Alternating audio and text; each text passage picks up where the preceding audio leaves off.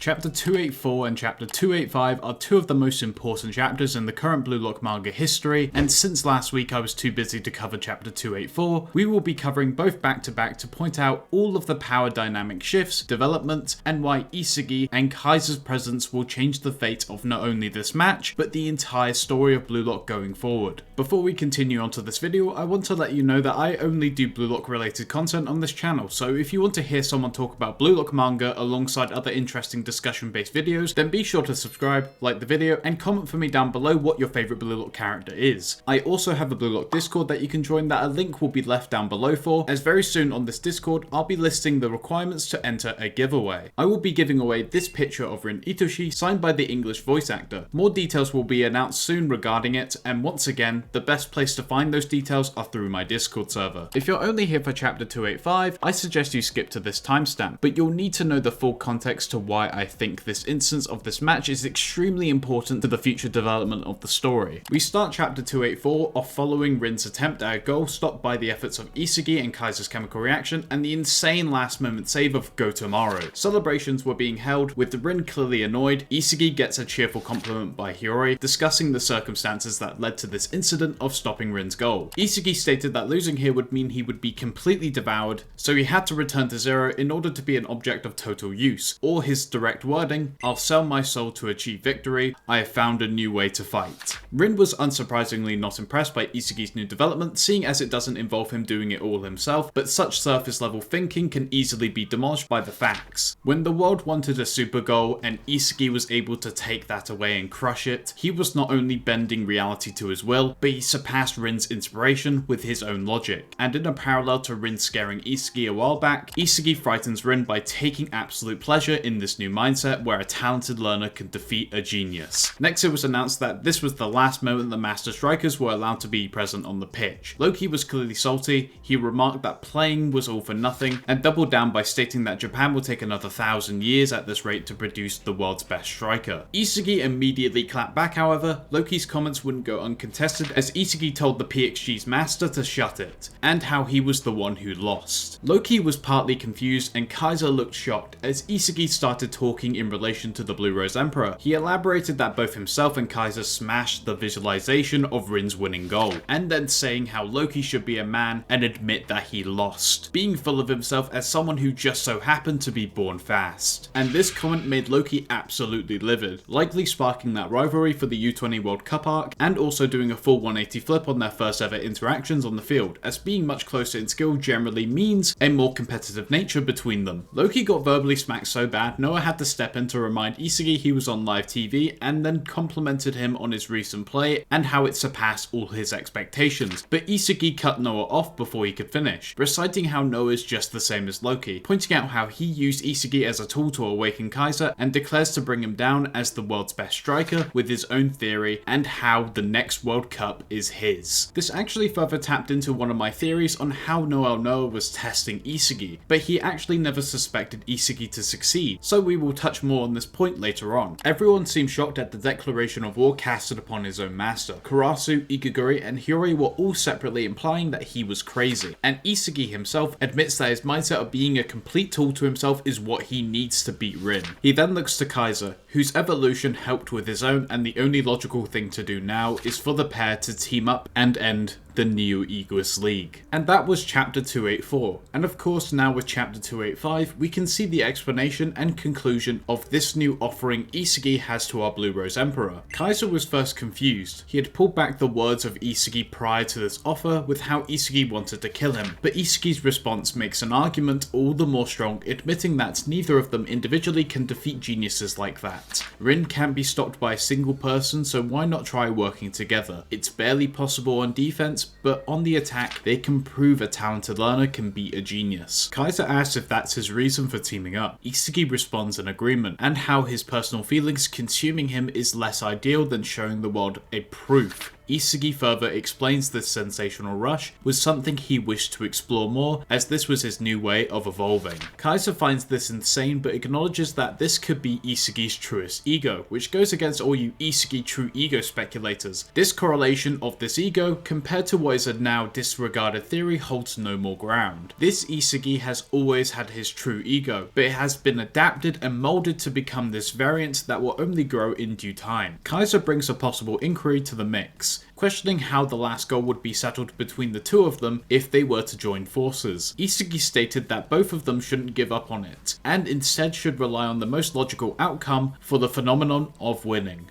Luck.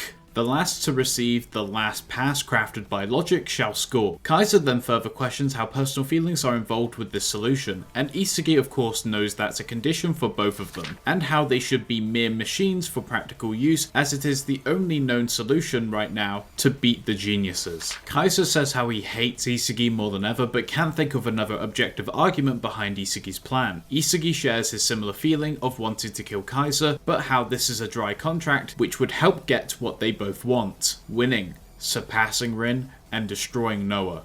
So their objectives align, and they end their conversation off with a high five, making their collaboration official. This is a deal with the devil, for this one goal: to defeat the geniuses, which the pair exclaimed in unison. The match continues on, where even the Masters couldn't score. Kunigami is subbed back on in replacement for Noah, which honestly is something I never suspected, and now everyone was game ready for the final exchanges to ensue both on Munich and PXG. A brief cut to the Masters themselves, and Loki is busy complaining to Noah how Isagi shouldn't speak to him like that, and how it's his job to keep him in check. Noah disapproves of the notion of needing to do so, as he agrees with Isagi. Loki asks even in regards to him losing, but Noah says no to that statement. He in fact believes they have opened the door to Isagi's ego. Loki questions how Noah wanted to use Isagi, but actually was the one that ended up being used instead. Noah confirms that the new Egoist League wasn't just about the money, even their own desires for rivals began to influence the scene. This was all according to Jinpachi Ego's research to evolve Blue Lock at a tremendous rate. A gamble that paid off in Ego's favour, and Ego states how they realised far too late. This brings up my point from earlier. I had discussed how Noah was testing Isagi to see if he would respond in the same way Kaiser did, and Isagi, on a literal sense, did exactly that by returning to zero, throwing away his malice and forming what is currently known to be his truest ego. However, Noah wasn't aware how Jinpachi Ego himself wanted this, and that Isagi overcoming this obstacle would make or break his gamble on Blue Lock to get their first taste in surpassing the Masters. Not only has Ego used the Masters to evolve Blue Lock, but Isagi and Rin both withstood the pressure and obtained new mindsets and techniques in this mad environment,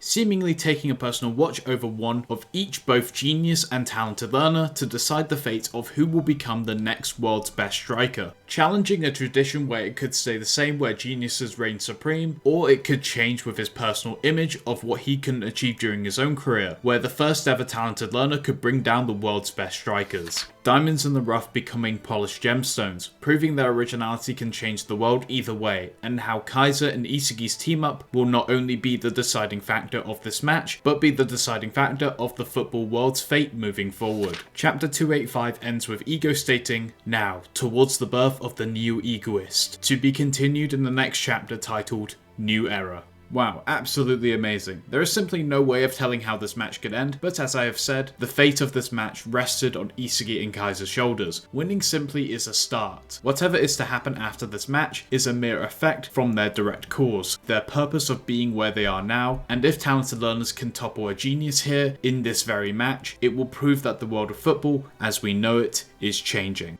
Thank you all so much for watching this video, be sure to like and subscribe, and until next time, peace.